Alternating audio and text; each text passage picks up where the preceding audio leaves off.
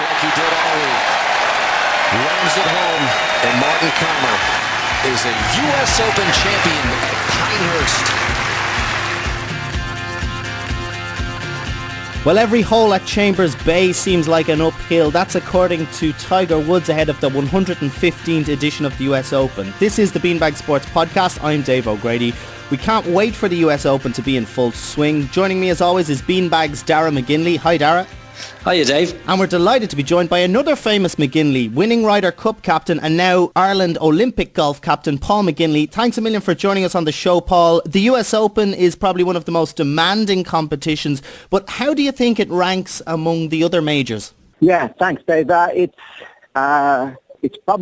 certainly the most difficult major to win in terms of score. Generally they try to aim for a winning score around a level par. Now, all the stuff I'm reading and seeing about Chambers Bay, it's going to be a real different test than what we normally have, which is narrow fairways and heavy rough. This is going to be more of a test, almost like a British Open course, with huge rolls and undulations on the greens and different ways and strategies of playing all the different holes. So I'm really looking forward to it. I think it should be great TV because, to be honest, the best TV from a golfer's point of view is kind of almost like a car crash TV where guys are making birdies, eagles, and then making doubles, triples and quads as well too. And I think you're going to see that this week.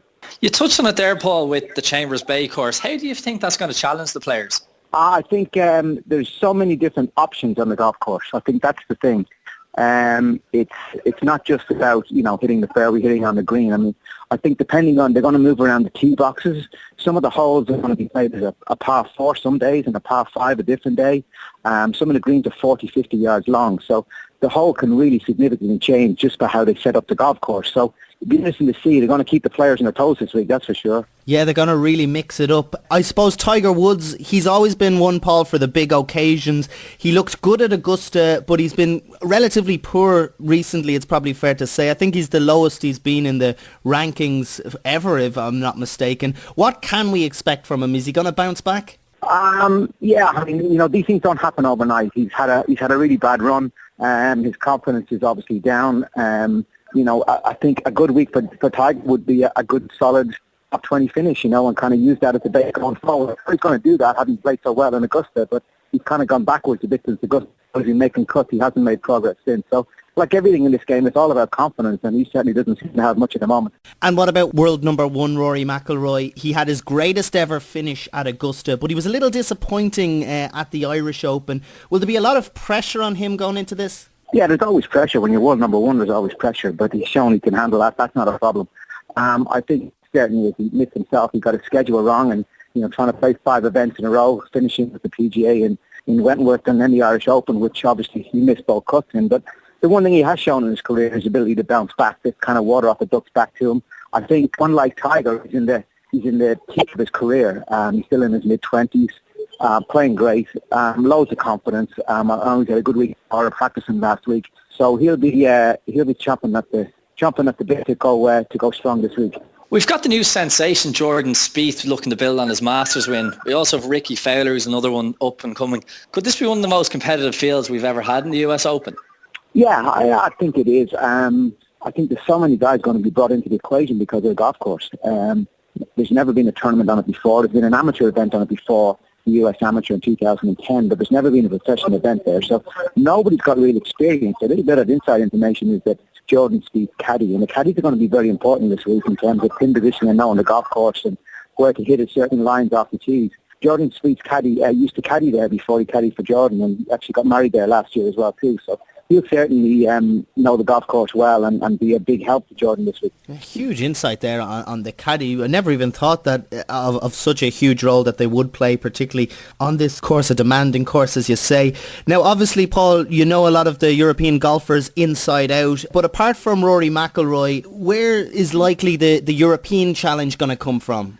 That's a good question. I mean, there's a few guys off form. Graham has not shown a lot of form this year so far, which is surprising for him. But again, Graham on form, this is his kind of golf course. He can chase it down the fairways, and course management is his strength, and it's going to be probably the biggest key this week. More so than hitting the golf ball, is going to be your ability to make good decisions and be patient.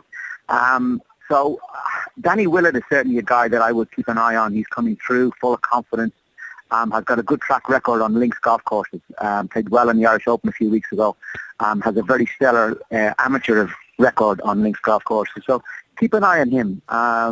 But it's going to be interesting. I think from everything I've read, I'm on way out there now, so I'm looking forward to seeing the golf course. But everything I've read about it so far and listened with the players who have played out there, there's a huge onus on shot game. So you've got to look for somebody who's really on with the shot game and also who's patient. You know, you're not really such a gung-ho player. You need a player who's able to kind of go with the ebb and flow. A little bit like Graham ticks a lot of the boxes if he showed a little bit of form. Yeah, from a European perspective, we'll hope that he does. And, you know, there's a lot of subplots coming into this US Open. You know, we've heard the young American Cole Hammer coming in. And I guess, Paul, if you were to pick a winner or at least someone who you think we should look out for in the field, you mentioned a couple of Europeans, but there's a good few Americans in there looking to win it. Yeah, you know, I mean, I this mightn't be a big insight, but I think, again, I think Phil Mickelson is the only major he hasn't won is a US Open. He's really motivated to win the US Open, and I think if he's going to win on any golf course, this is the one that's really suited to him. He showed some good form last week. The last month he showed some good form with some top 5 finishes, and I won't discount him because he has won around the US when it was rock hard. I think 2 or 3 years ago in the British Open. So he likes these firm conditions, and obviously his short game is sensational, and he's got the patience to win a major. So I think things are lining up for him, and this could be his week. For yourself, Paul, you've got the Olympics coming up next year. You're obviously the captain of the Irish team. Are preparations underway yet, or is there still a bit to go before that kicks in? Oh, preparations are underway. Yeah, these things, you know, in the bigger the tournament, the more the prep goes in advance. So yeah, I've had I don't know, many number of meetings already so far, and lots of phone calls, conversations, and gathering information on Rio, and you know, aligning myself very much with the rest of the Irish sports and leaders in their sports and what they're doing. So yeah, it's a steep learning curve for me, and steep learning curve for golf, because it's over 100 years since golf was in the Olympics. So I'm going out to Rio in November. I'm hoping to play a tournament on the golf course is going to be used. If I don't play, I'm certainly going to be out there and gathering information and gathering photographs and all kinds of stuff and studying it and trying to get some data on it that I can relate to the players next year. And I'm looking forward to it. It's a new step into the unknown, but I'm looking forward to it. And doing something for Ireland is going to be great. Oh, it's going to be something else, Paul. And, you know, obviously the greatest experience you can draw yourself from this kind of event is the Ryder Cup. But at the same time, the World Cup of golf, you know, it could be maybe a little bit similar to the Olympics. You won it back in 97 with Paul Rick Carrington. Do you think you can take something out of that as well? Yeah, I mean, that was slightly different. What's going to happen in the Olympics is that everybody plays their own ball, and it's a little bit like, you know, Usain Bolt in the Olympics. He runs a 100-metre final and wins a gold medal for Usain Bolt. And it's a little bit similar that way in golf, you know, where the scores of the players are not combined like they were when myself and Paul Vick won. So it's a little bit different. It may work for our favour, it may not. You know, obviously it was the number one player on our team, Rory. You know, it's going to give us a great opportunity to try and win a medal, but we'll have to wait and see. I mean, lot of water under the bridge between now and August next year. Before we let you go, Paul, I've read before that you're a West Ham supporter. Are you happy with the appointment of Slaven Bilic? Yeah, I don't know. I mean, it's a gamble, to be honest. I mean, I know he's managed Croatia in the past. He hasn't really had a strong record at club level. Going into the Premiership, as everybody knows, was very difficult. I think he's going to bring a lot of passion. I don't know a lot about him, except for, you know, in his playing days. He seems like a character. He seems like a guy who's going to bring a lot to the table in terms of passion, as I say. But it's more than just passion when you're managing in the Premiership. It's a very important year for West Ham, because moving into the Olympic Stadium next year, they can't afford to get relegated, and West Ham being West Ham, they do like to toy with the idea of getting relegated most seasons. So it'll be interesting to see. I think it's a little bit of a gamble, to be honest, but fingers crossed. Yeah, fingers crossed he will do a good job. Well, Paul, thanks a million for joining us on the Beanbag Sports Podcast. We hope that you enjoy the US Open, and we look forward to seeing a lot of your coverage on Sky Sports. Yeah, I'm on my way out there now. I'm in Heathrow Airport, so I'll be there in about 10, 11 hours walking the golf course and getting a feel for it. And I'm looking forward to seeing it, because I think it's a golf tournament outside of the box, and I think it's going to make for fantastic TV, and everybody's going to be riveted to it. And you're going to see some high numbers, and you're going to see some great shots and bounces bouncing all over the place. And should be good TV. But good luck with the show. Well, there you have it, from one McGinley to another. Darragh, what did you make of that? It was interesting listening to him talk about the importance of the caddies to the course. Obviously, it's a very demanding course. It was a fascinating insight, to be honest. You can see with his attention to detail with how much he knew about Spieth and how much he's already talking about Rio. He's leaving no stone unturned, and you can see how the players loved him so much in the Ryder Cup run in Gleneagles. And again, with the Olympics next year, the Irish team will only benefit from that. You made predictions for the US Masters there a couple of months back, Darragh, and you were pretty close, in fairness. I think you got your last 3 predictions came in the top 6. How do you think this one's going to go? When you look at the odds for this tournament, there's not a lot of value. McIlroy 15-2, Jordan Spieth 8-1.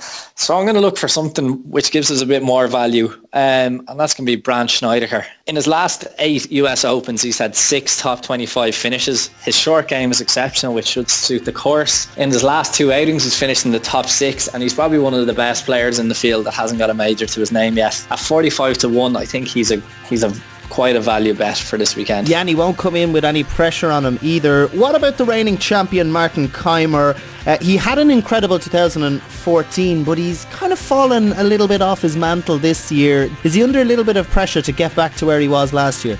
Absolutely. He set the bar pretty high for himself, and his follow-up year has been a disappointment, to be honest. He hasn't really featured in any of the majors or any of the tournaments he's been in, so I'd keep a close eye on him, but for him to be in contention, I'd be very surprised. Well, I can't wait. I'm going to go for Keimer because I like to see the old pro bounce back and recapture his crown, as they say. Great stuff, Darragh. We're actually out of time here on the Beanbag Sports Podcast. A huge thanks to Paul McGinley for joining Darragh and myself. Don't forget to subscribe to our podcast on iTunes and SoundCloud. All you got to do is just search for Beanbag Sports and you'll find us there. I'm Dave O'Grady. Take care.